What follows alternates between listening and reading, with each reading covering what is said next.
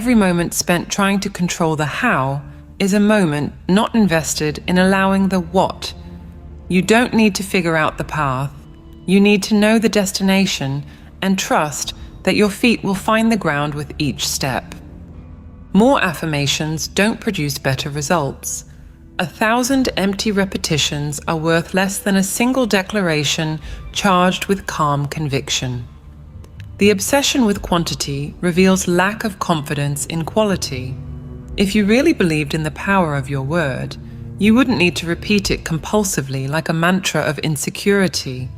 Perfect visualization is not a requirement for effective manifestation. People constantly manifest things that they never visualized in detail. The universe doesn't need an architectural blueprint. It needs a clear intention. Trying to control every visual detail is like trying to describe every molecule of water when asking for a glass of water. The conscious mind knows only an infinitesimal fraction of the variables involved in any situation. It sees perhaps 5 pieces of a 5 million piece puzzle. Insisting that this limited mind must manage the manifestation process is like asking a 3-year-old child to pilot an airplane. The child can hold the stick and believe they are in control, but it's the sophisticated autopilot that keeps the flight steady. Recognizing this limitation brings profound relief.